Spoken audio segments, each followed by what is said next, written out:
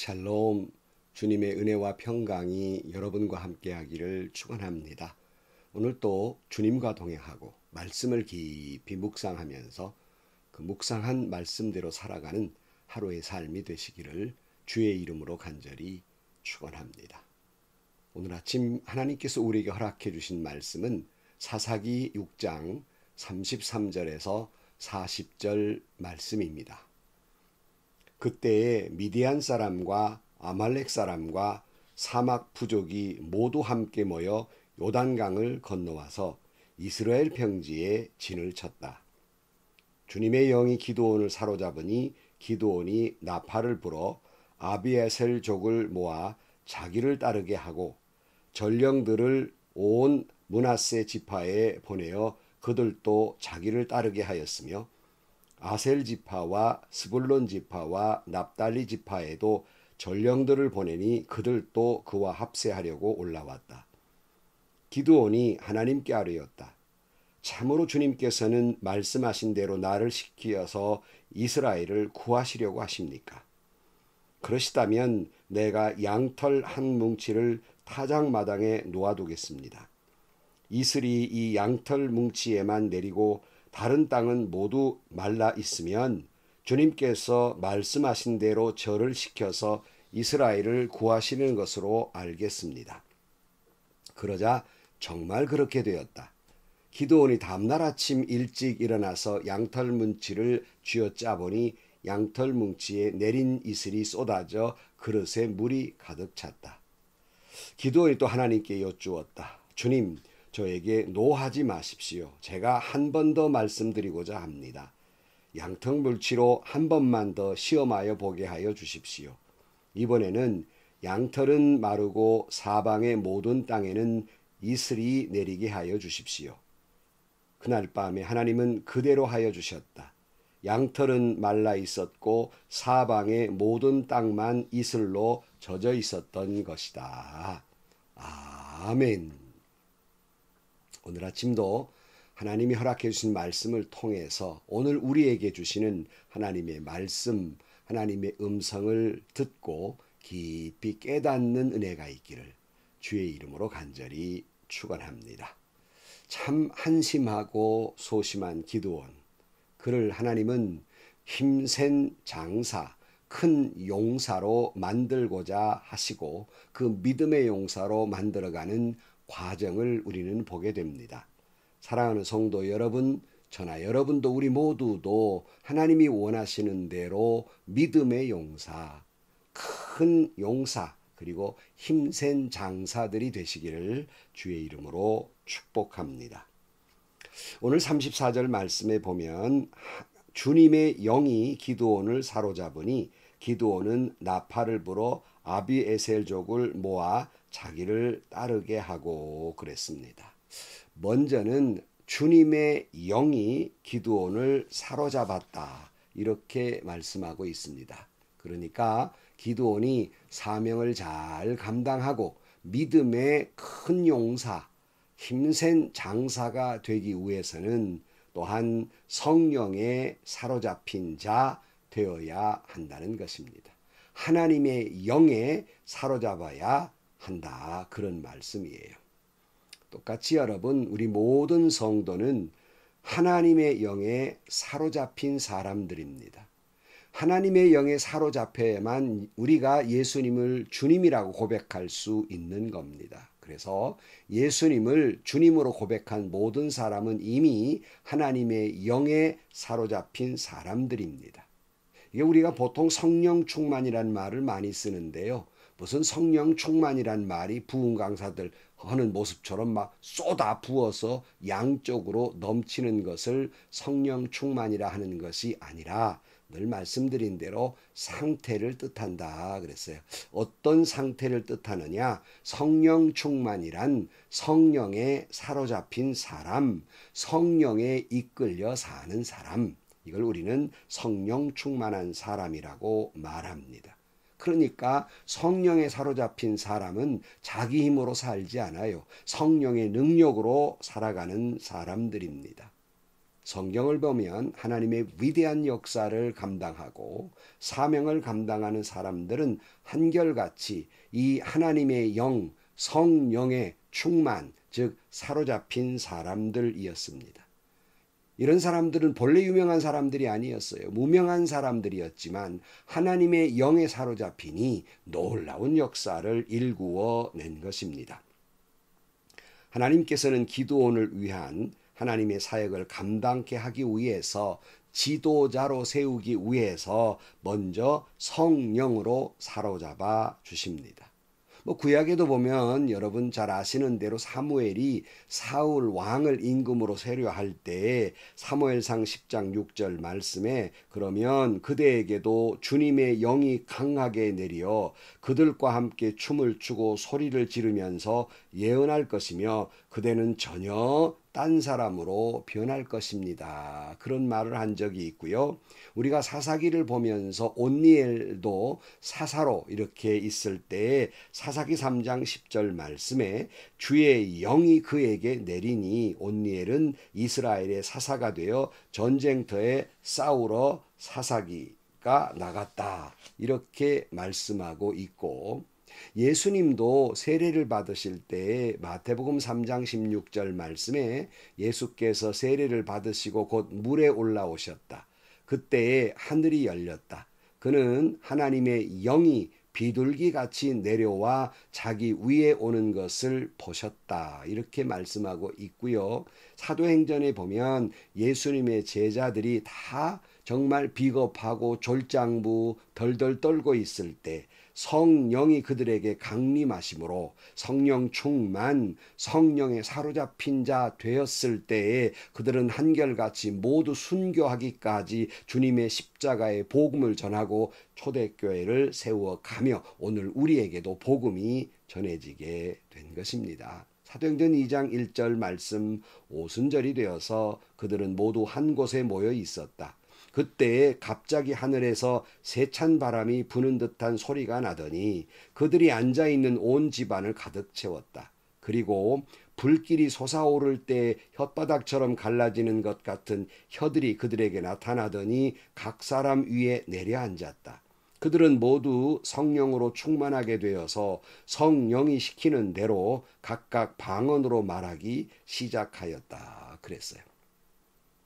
또 여러분이 잘 아는 스데반도 성령 충만하여 하늘을 받고 천사의 얼굴로 순교를 하는데요. 사도행전 7장 55절 말씀에 그런데 스데반이 성령이 충만하여 하늘을 쳐다보니 하나님의 영광이 보이고 예수님께서 하나님의 오른쪽에서 계신 것이 보였다. 그래서 성령 충만한 사람 스데반은요 성령 충만하니까 하나님만 보이지 자기를 돌로 쳐 죽이는 사람도 보이지 않고요 자기를 미워하는 사람도 보이지 않았습니다. 여기 하늘을 쳐다보았다 하는 말이 그냥 멍하니 멍 때리며 쳐다보았다는 것이 아니라 집중하며 눈도 흔들리지 않고 하늘을 보았다. 눈을 고정시키고 하나님을 바라보았다. 그런 뜻을 가지고 있습니다. 그런 사람은요 아무것도 안 보이는 거예요. 오직 주님만 보이는 거예요. 이걸 우리는 성령에 사로잡힌 자, 성령 충만한 사람 이렇게 말할 수 있는 겁니다. 사도 베드로나 요한이나 스데반이나 루터나 다 이분들 보면 저들이 강하고 담대할 수 있었던 것은 하나님께서 성령 충만, 성령으로 사로잡아 주셨기 때문입니다. 우리 안에 계셔서 지금도 인도하시는 성령께서 우리 모두에게 성령 충만, 성령으로 사로잡아 주셔서 믿음으로 승리할 수 있기를 주의 이름으로 축원합니다. 성령의 역사로 우리가 변화되고 담력도 생기고 믿음도 성장하고 소망도 견고해져서 하나님이 우리 각자의 주신 사명을 잘 감당케 될 것입니다. 물론 우리가 평상시에 우리가 예수 잘 믿고 내 의지로 신앙생활 잘하는 것 같지만 막상 환난이나 어려운 역경을 당했을 때에 보면 지금까지 내가 예수 믿은 것이 아니라 하나님이 나를 붙들어 주셨구나. 성령이 나를 이끌어 오셨구나 하는 걸 깨닫게 됩니다. 이것을 우리는 성령 충만함이라고 말합니다. 주님은 이렇게 약속하셨습니다. 마태복음 10장 18절 말씀에 또 너희는 나 때문에 총독들과 임금들 앞에 끌려나가서 그들과 이방 사람 앞에서 증언할 것이다.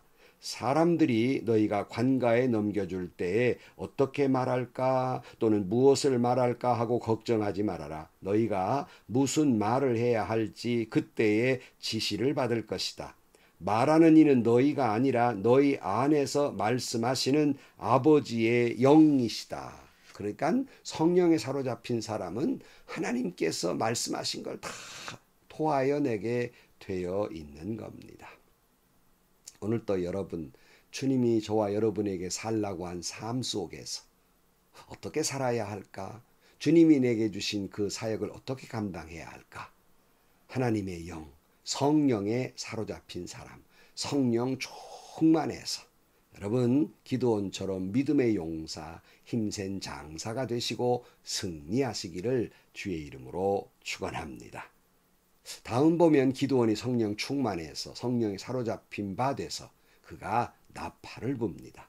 34절 주님의 영이 기드온을 사로잡으니 기드온은 나팔을 불어 아비에셀 족을 모아 자기를 따르게 하고 그랬어요. 하나님의 신이 함께하니 기드온이 용기가 생겼습니다. 자신이 생겼어요. 이 나팔, 전쟁을 알리는 나팔, 승리를 알리는 나팔을 불게 됩니다. 여러분 우리가 기드온을 처음 등장할 때 모습 여러분 기억하시죠? 그럴 수 없이 소심하고 비겁한 사람, 졸장부였습니다. 행여나 미디안 사람들에게 들킬까봐 타작을 해도 타작마당에 선 것이 아니라 그저 좁디 좁은 포도주즙 틀에 가서 숨어서 살살살살 그렇게 추수를 했던 비겁한 사람, 용기 없는 사람이었지만 성령에 사로잡히다 보니까 용기 백배해서 나팔을 당당하게 불고 하나님의 나팔을 불게 됩니다. 그렇다면 여러분 오늘 이 나팔 소리가 들리고 있습니까? 아니 여러분은 각각 기드온처럼 이 하나님의 나팔을 성령 충만해서 불고 계십니까? 이 기도의 나팔 소리의 근본 의도가 뭡니까? 물론 전쟁을 뜻한다고 말씀했지만 먼저 이스라엘 백성들에게는 우상을 버리고 하나님께로 돌아오라 하는 외침이었습니다. 이 나팔 소리에 처음으로 반응한 것이 아비에셀 족속이 다 모여 기드온을 쫓았다라고 기록되고 있는데 이 아비에셀이 누구일까? 바로 그들은 기드온이 바알 제단을 헐었다고 분노하고 그를 죽이려고 했던 장본인들이에요. 그런데 기드온은 그 나팔 소리를 통해서 아비에셀을 불러 모읍니다. 그들이 호응했을 때 기드온이 얼마나 기뻤을까 짐작해 볼 수 있는 일이에요. 어디 그뿐입니까? 35절 말씀에 전령들을 온 므낫세 지파에 보내어 그들도 자기를 따르게 하였으며 아셀 지파와 스불론 지파와 납달리 지파에도 전령들을 보내니 그들도 그와 합세하려고 올라왔다 그랬어요. 여기 콕 집어서 말하는 이 지파들을 보면요. 정말 하나님은 원수까지도 화목하게 하신다고 하는 말씀처럼 기드온의 사자들이 므낫세에게 보내니 그들이 모여 쫓았다. 아셀과 스불론 납달리 그들도 와서 쫓아왔다 그랬는데요. 바로 이 아셀 지파 그들은 누구인고 하니 여러분 기억을 되살려 보면 드보라와 시스라가 싸울 때 해변에서 한가하게 거닐고 협력하지 않았습니다. 스불론과 납달리 두 지파는 기드온과 멀리 떨어져 살고 있으면서 전쟁이 일어나도 아무 상관이 하지 않았던 그들은 직접 피해도 없었고 참전도 하지 않았습니다. 그러나 이 기드온의 나팔 소리가 들리자 그들은 다 일어나서 참전하게 됩니다.